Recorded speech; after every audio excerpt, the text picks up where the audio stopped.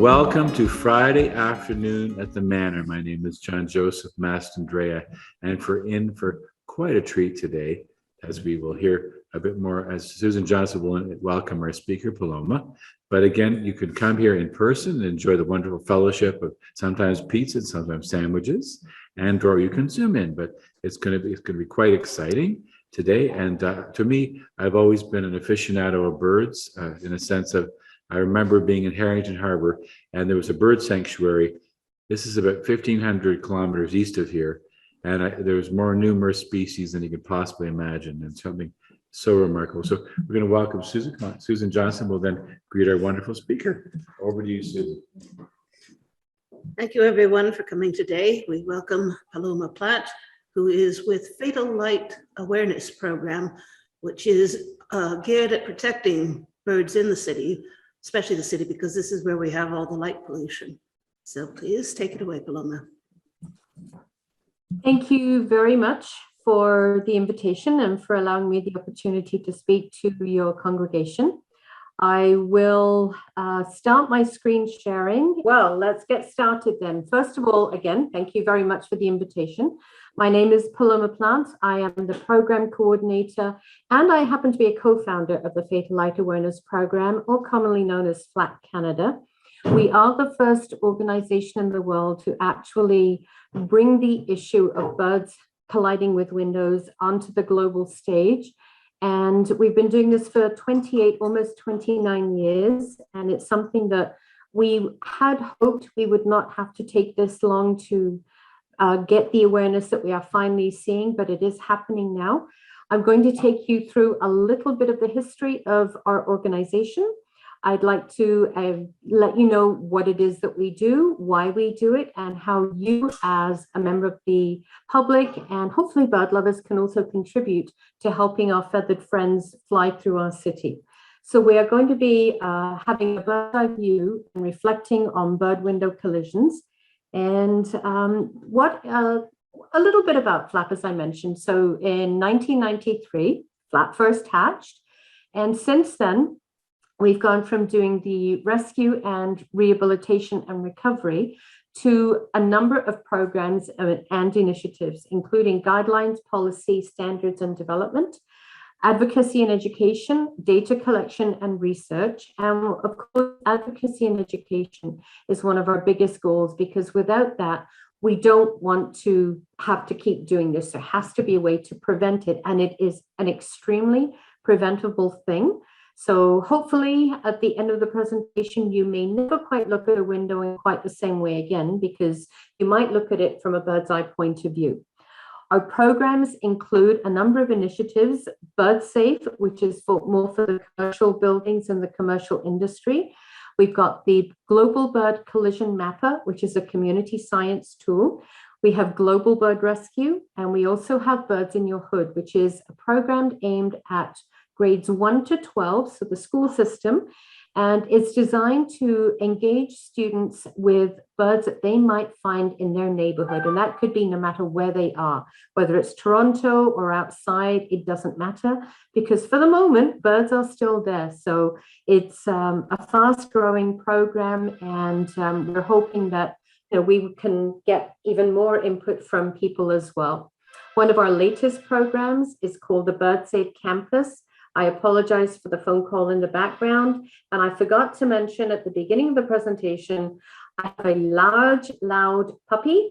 And I also have a very large sounding, but very loud sounding bird. So my husband's supposed to be keeping track of them and keeping them quiet. We'll see how well he does.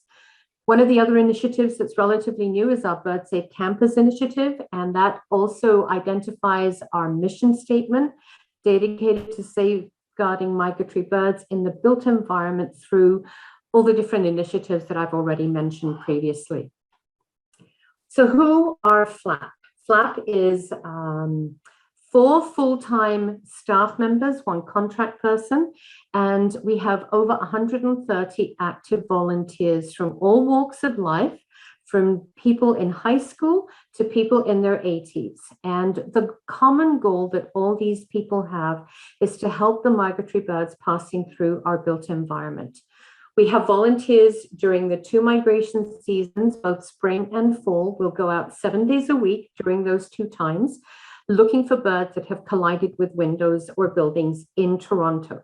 We've actually expanded our volunteer services, and we do now patrol in Mississauga, in Markham, in Etobicoke, there's Burlington, and beyond. Basically, wherever we have people that are willing to go out and look for fallen birds, that's where we are.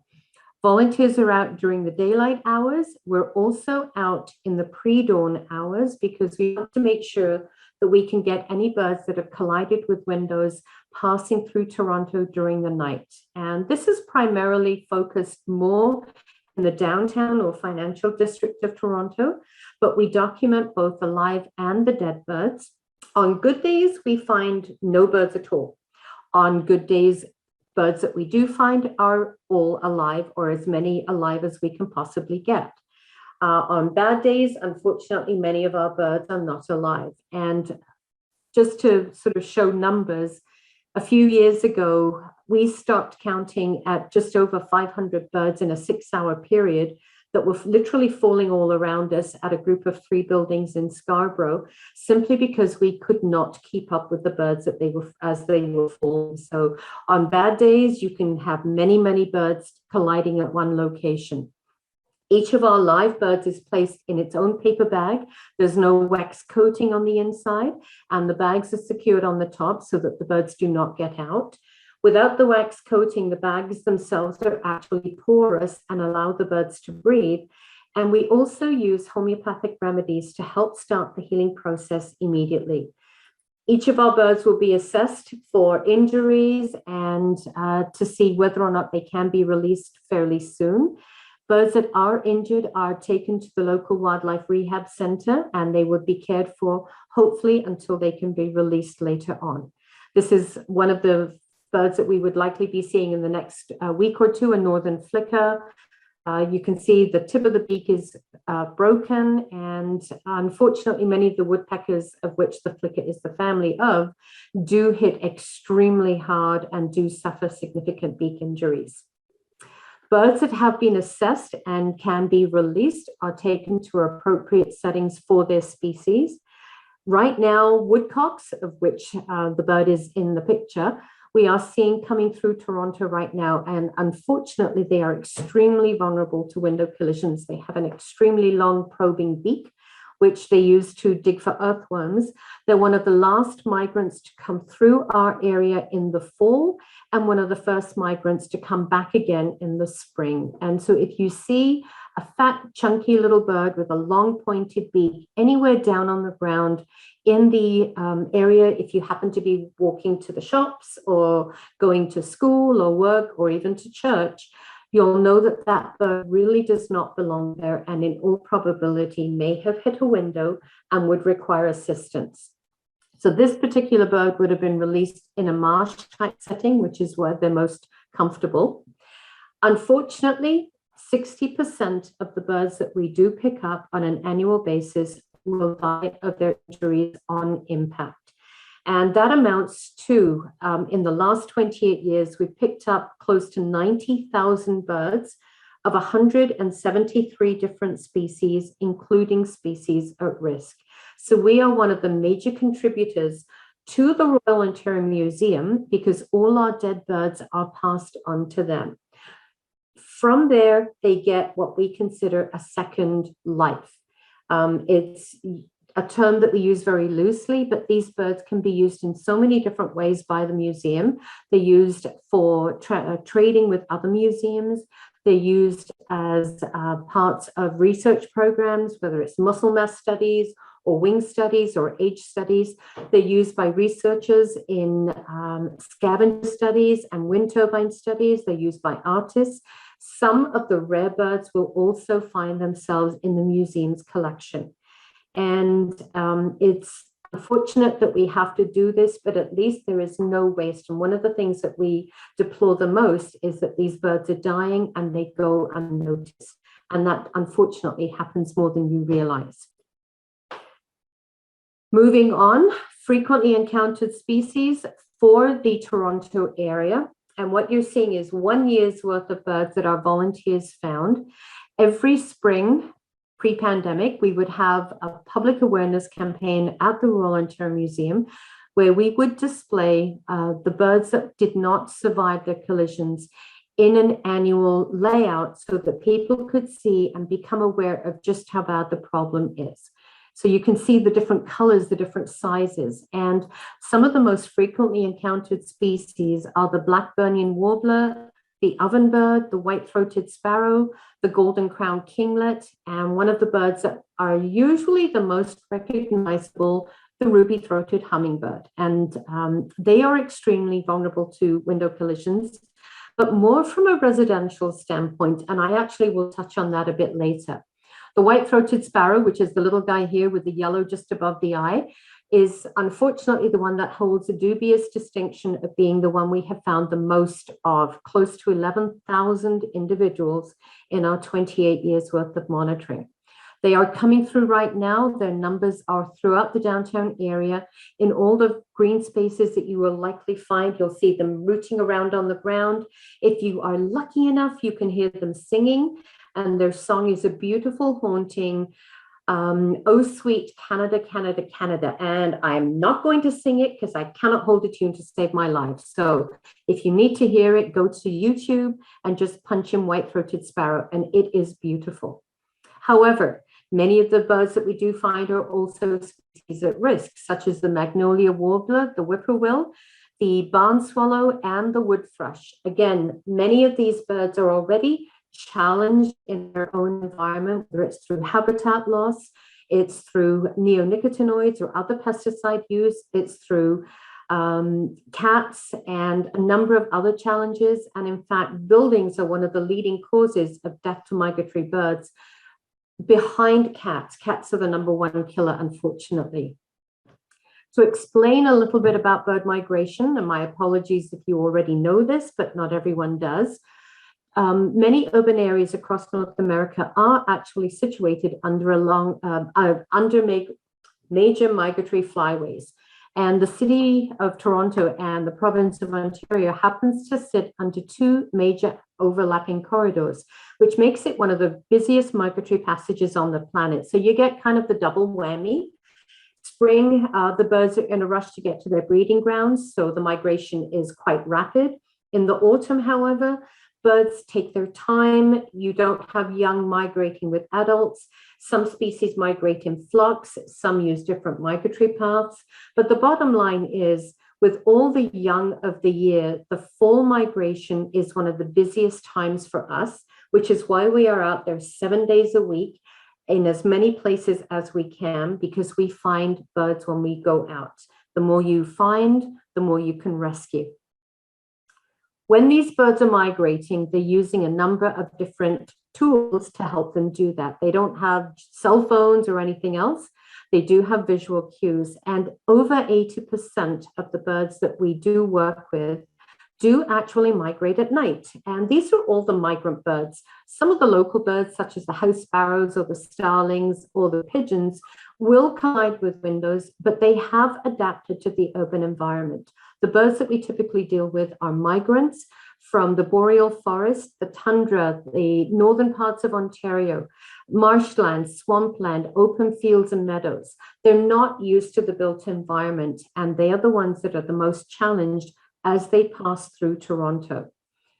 When the birds are using the visual cues, they're using the setting sun and the Earth's geomagnetic field and the stars and the moon.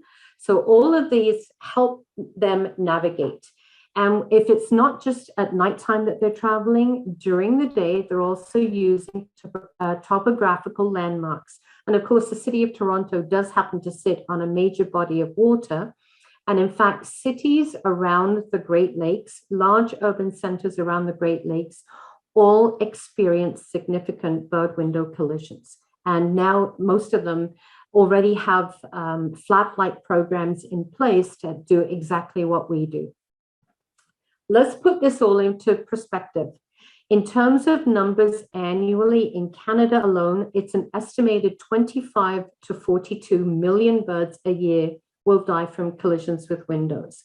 Across North America, that conservative estimate jumps to 1 billion, which amounts to 3,168 birds per second.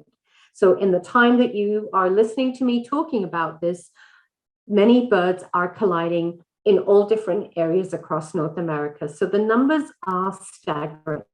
And it's something that is so easily preventable. But I hope that at the end of this, there will be some ideas that will help you if you are struggling with what to do with birds colliding at your home. What is the issue? It's a twofold issue. It's a nighttime issue and it's a daytime issue. The birds are migrating at night, and if they cannot see the moon and the stars and the patterns at night, because of bad weather, they start to fly at lower altitudes, and the lights from urban centers confuse them and bring them crashing down into the cities. However, the daytime issue is unfortunately more numerous a concern and definitely more lethal. And that's simply because birds do not see the glass. And they don't do that because my computer is, let's try again. Oh, for some reason, it's not doing what it's supposed to do, but glass is absolutely everywhere, whether it's our homes, our cottages, condos, transit shelters, vehicles, barriers, or our workplace. The glass is literally everywhere. And the problem is birds do not see it. They don't see it as a solid surface. They see through it if it's transparent, or they see reflective environments if it is in an area where there's a lot of greenery. And unfortunately, no matter where you go, even in the most natural of places, we as a society love glass. In fact, John Robert Carley, the architect, did actually say, we as a profession seem to be in love with glass. Either that or our clients are. And the myth that an all glass facade brings nature in and transports one out into nature is strictly that, a myth. To us, the transparency and reflectivity may seem real, but to birds, it is illusory and deadly. While I know most of these images are a little on the extreme, we are seeing these buildings and these types of settings more and more because we are in love with glass. It's one of the cheapest products out there. And if you look, no matter where you go, you can go downtown, uptown, midtown, anywhere around the Young Eglinton area, which I believe your church is close to, you will see more and more buildings going up with a greater percentage of glass on those buildings. So it is a problem no matter where you go. Let's talk about the nighttime issue. At night, when the birds are flying, the lights do confuse them. And of course, the city of Toronto is one of the biggest brightly lit cities there is. However, we do put out a migration alert at the start of every migration season, and many buildings will actually ask their tenants to turn their lights down. There are such things as event lighting or decorative lighting. And in fact, what you're seeing on the right-hand side are the twin beams at Ground Zero in New York City. So September 11th, when these lights get shot up into the night sky, it also happens to be the height of migration in New York City. So if you look carefully and you see all those white flecks in those beams, those are actually birds trapped in those beams of light, and they will fly around and around. They crash into one another, they become exhausted, and they land on the podium where the lights are. There are a number of groups in New York City that work with the organizers of this event to actually turn the lights off when the birds reach a certain number. And if you ever have the chance to watch the Messenger documentary, it's an award-winning documentary by local producers. It's a wonderful documentary, but it does speak to this exact issue. And it's just amazing to hear the sounds of the birds as they start to leave the area once those beams are turned off. Communications towers are also a problem. This particular image is from Kingston many, many years ago. And again, you can see all the little flecks above the communications towers. And in fact, many places that have this kind of lighting can experience significant mass die-offs in one night, depending on certain migrating conditions. And again, as I mentioned, as the birds are migrating, if there is inclement weather, any fog, or the moon and the stars are obscured, the birds will fly at lower altitudes, and that brings them into contact with many of the tall buildings.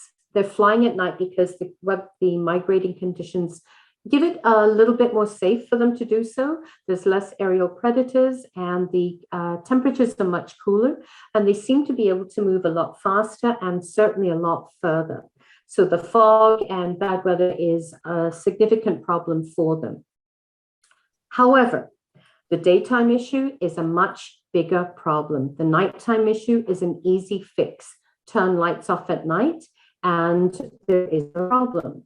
The daytime issue, however, is a bigger issue because it's not as easy to fix. So whether you're talking about transparent shelters on the top left to the reflective windows on the top right, all these things contribute to a bad environment for birds as they are passing through. During the day, when they migrate at night, they come down during the day to rest and to eat and to feed, and they are migrating through the tree canopy at different levels. And this is where they encounter buildings that have reflective windows or transparency. And depending on where these windows are situated, size does not matter. And you can see the reflective environment in this cottage. You can actually see right through from one side of a house to the other, to the greenery right through the house on the other side. So that's the transparency, even with a little bit of reflectivity. And of course, a calm mirror is just as bad because it can also confuse birds as well. And we also know of birds that have hit stationary cars because, again, they can see through from one side to the other as well. The reflectivity is a big problem because it's like looking in a mirror. The birds do not realize that there is a solid mass and they are flying towards a tree that they just left, not realizing it is a reflection of the tree that they just left. The transparency, whether it's a curtain wall, a corner or an adjacent building, or transparent railings, again poses a significant threat. And right now, no matter where you go, we're seeing transparent railings absolutely everywhere. We're a transparent society. We want to see what other people are doing. We want people to see what we're doing. And in fact, we're seeing transparent railings in places where typically we never used to see them. And that's often in cottage country, where the old cottage railings used to be the wooden spindles. We are now hearing of people who replaced those wooden spindles with the clear transparent railing, and they've had collisions from pileated woodpeckers, and they've had collisions from ruffed grouse. And again, hummingbirds especially.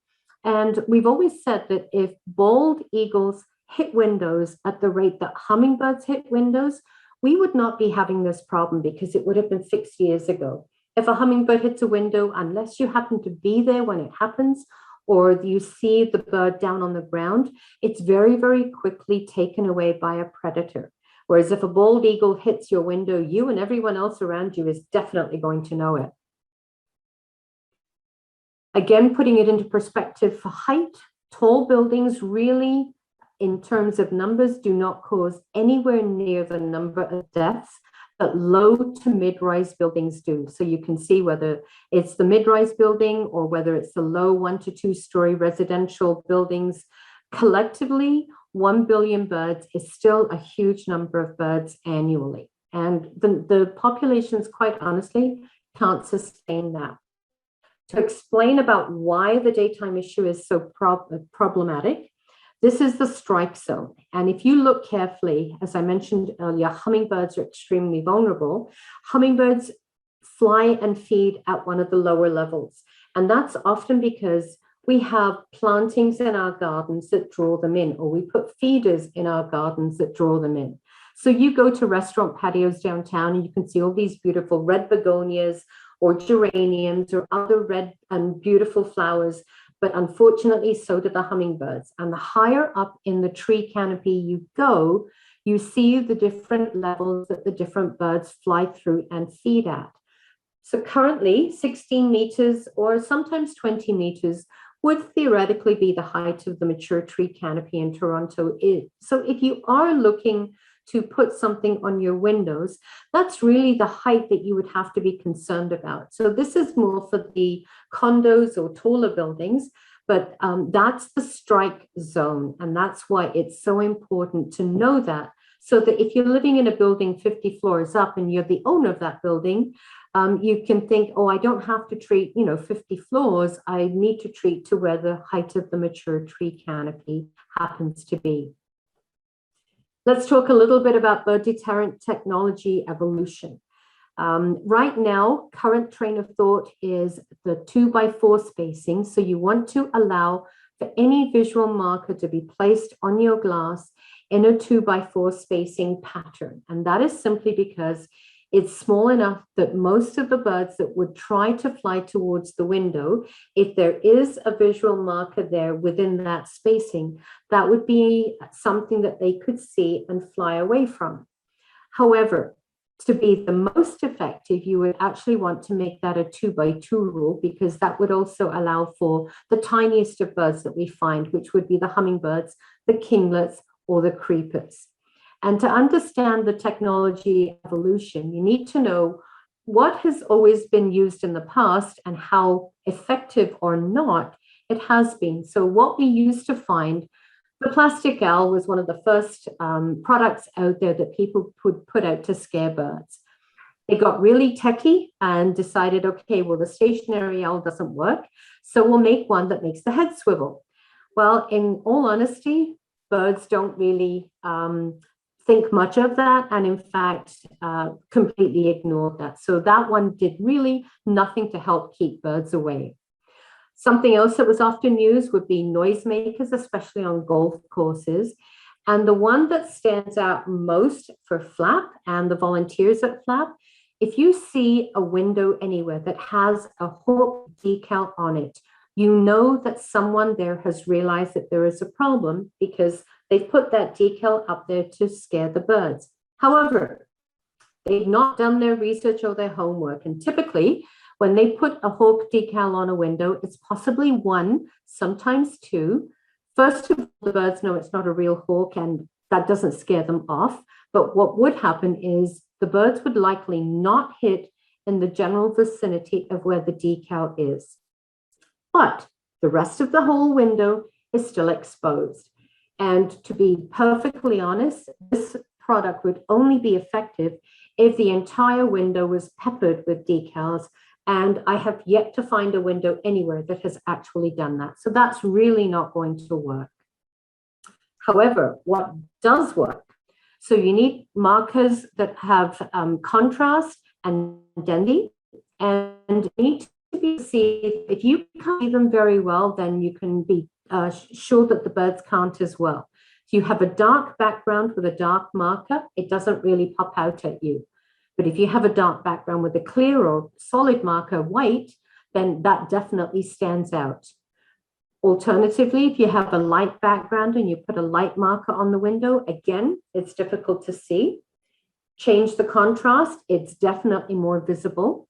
And if you want to encompass all light conditions, you can use a duotone marker so that they can be seen. Doesn't matter how dark the windows are during the day. A few examples of just how creative you can be when applying something to your window using the specific requirements for the spacing. And you can see that your windows can still be made quite attractive.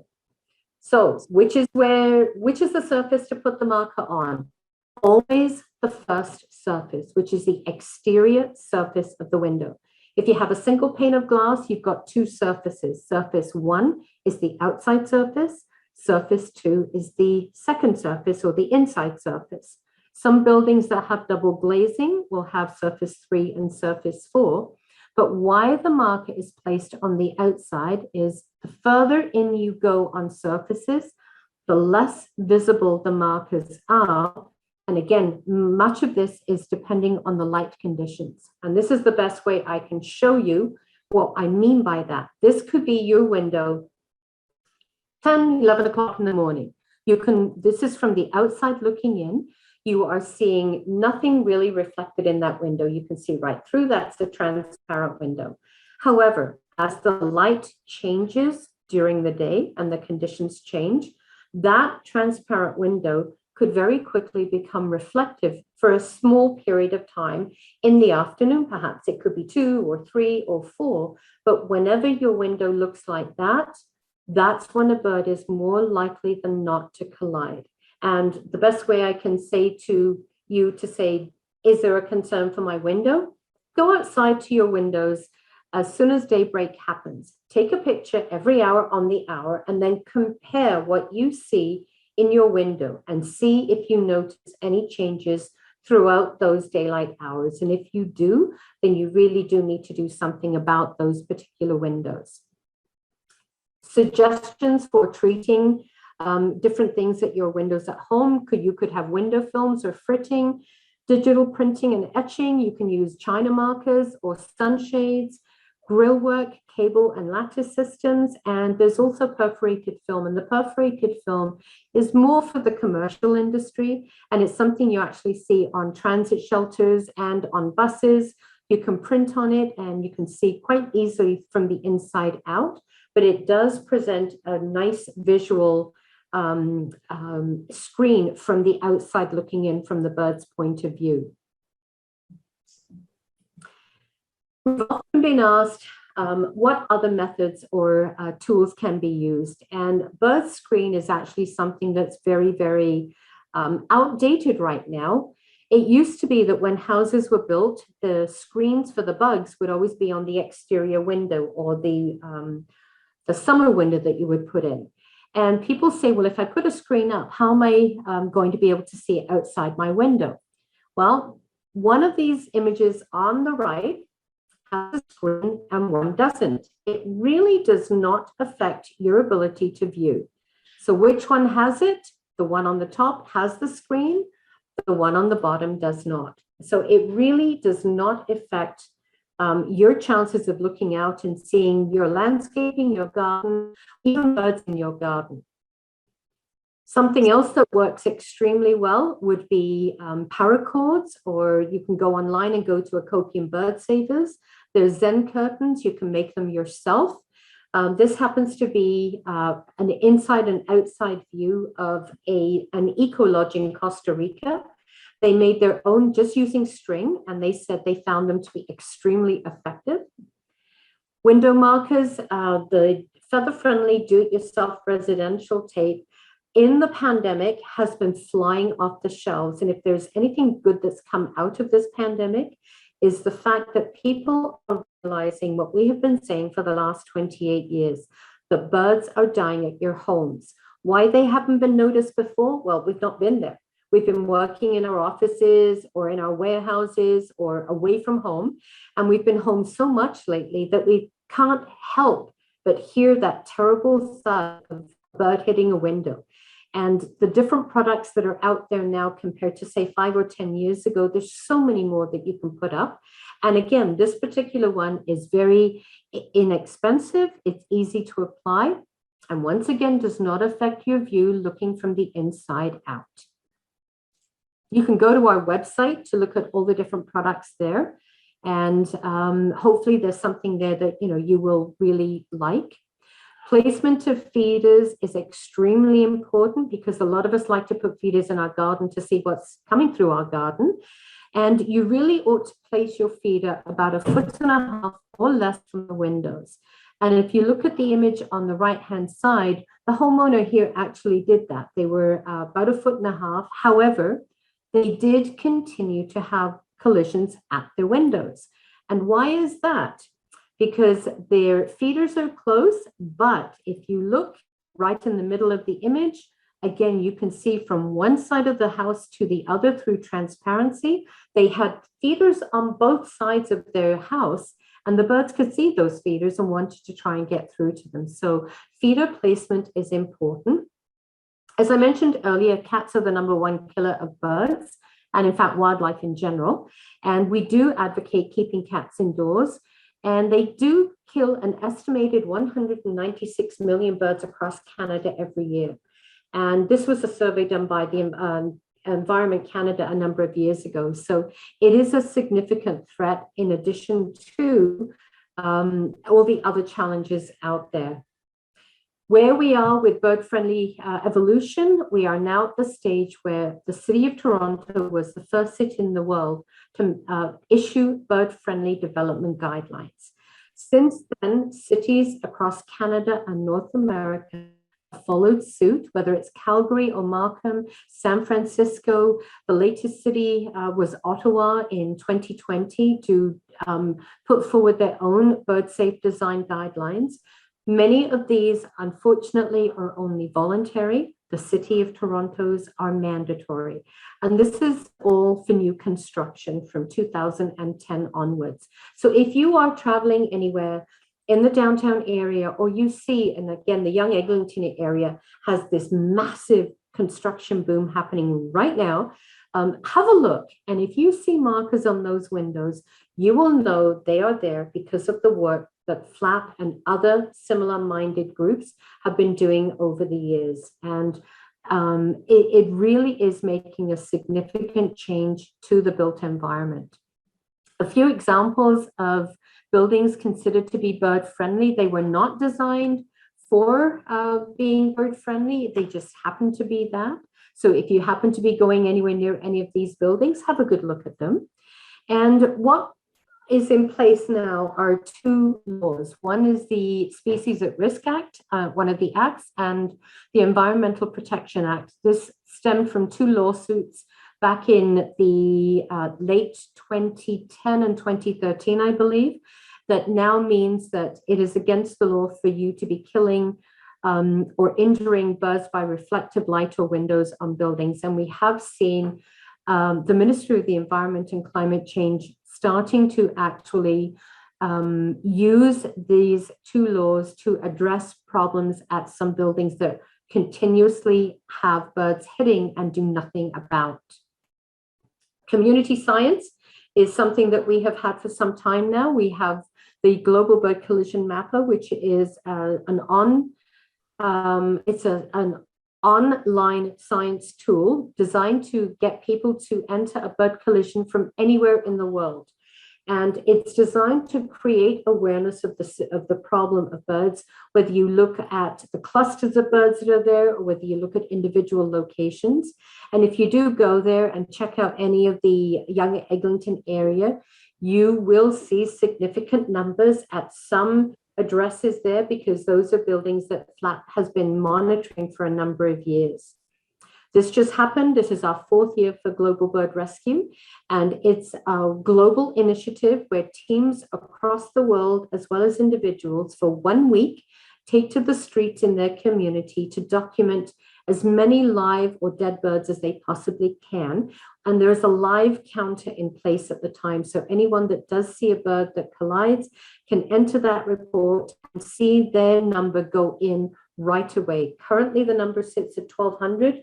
We anticipate having close to 2,000 birds when all the reports are in. And again, this is our 4th year, and we are hoping to see this grow year by year. Reports come from all over the world, Australia, New Zealand, Europe, North America, South America. And we really, really are glad that it has become a global concern because window collisions are a global concern. A little bit about why we advocate so much and why the information and the data is so important. FLAP was first founded in 1993 because of all the birds that we were finding in the financial district, not the least of which was the Toronto Dominion Centre. It took many, many years and a lot of discussions, but finally in 2021, so this year, they applied visual markers to most of the buildings on the TD Centre footprint, and it's a fairly large footprint. And I'll be honest with you, the smiles on our faces, no mask big enough in the world will ever hide that because we never thought we would see this happen. To bring it closer to home, however, when you go anywhere near the Young Eglinton area, Holly and Sudan, you may recognize this building. It's a 4-story building, and they have been getting bird strikes for many, many years. This year, they retrofit their building, and they retrofit their entire facade on the east side and the south side after discussions with FLAP on which sides to pursue the action most. And I have to say, from the words of one of our volunteers, in the time that she's been monitoring for the fall, the one period that she was looking at, she did not find a single bird collision at those two sides, whereas the same period of time last year, she had 57. So the birds markers do work. If they're effective, they're done in the way the science dictates, they can be the massive difference between life or death to a migrant bird. So it really is powerful enough to show that this does work. You want to do your part, this is a great way to do it. The Canadian Standards Association issued bird-friendly development guidelines in 2019. FLAP was one of the stakeholders in the group to issue this. And MPP Chris Glover has actually tabled a motion in the Ontario legislature to have the bird-friendly designs become part of the building code for Ontario. So please add your voice, go to your MPP and ask them to vote yes on this motion. It's a no-brainer. It's a non-partisan issue. It doesn't matter what political party you are. Birds affect and are around for everybody. And why are they there? Why is it so important? To wrap it up, we need them as part of our lives. They are a big part of our lives. They are nature's insect controllers. They pollinate plants, they distribute seeds, and they're part of the food chain. They're also part of one of the largest hobby and growing industries across not just North America, but the world. And the birdwatching industry, especially during the pandemic, has grown in huge leaps because, again, you've not been able to go anywhere, but the birds have always been there. One day they may not. So we want to continue to protect them and create a healthy, natural, and economic environment for them and for us. And I'm hoping that you will take part in some small way, whether it's with a window feeder or keeping your cat indoors or putting something on your windows. But the bottom line is there's all little things that we as a society can do to make those changes. It's not irreversible at this point, but it can lead to disastrous effects down the road. So FLAP Canada is on all social media platforms. Please, if you like what you saw, follow us. And if you have any questions, please do reach out to us. And once again, I thank you for your time. Oh, wow. I actually did it in the 45 minutes. I'm so happy. Usually I can go on forever. So I'll stop sharing my screen. And if anyone has any questions, I'm more than happy to take them. Well, Pamela, that was cool. Can you hear me? I can, yes. Well, quite interesting, quite interesting. Now, what we figured out for people in the room, we do have a microphone if people want to ask a question, or if people online want to ask a question. What I might do is go to gallery view so it's easier for me to see everybody and just see if anyone, does anyone here have a question or comment? No? Susan, there you go. Just say your name and then. Hi, Is it on?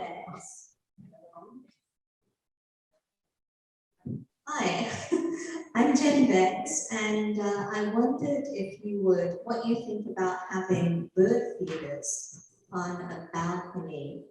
I have two, and they're as far out as I can put them without disturbing the neighbors underneath. But I'm getting birds hitting the windows. Most of them survive, all of them actually so far, thankfully. But do you think that's a bad idea to have feeders on the balcony? I don't think it's a bad idea to have feeders on the balcony. I do think it's a bad idea if you don't treat your windows. Simply because the bird feeders drawing the birds in, but there's nothing to change what is on the window, whether it's a reflection of the bird feeder or the sky. The birds, again, don't really know that there's glass there. And we are seeing a significant increase in people who are using native plantings or replacing plants in their garden with native plants. The minute you start doing that, you're drawing native species of not just birds, but other animals in as well.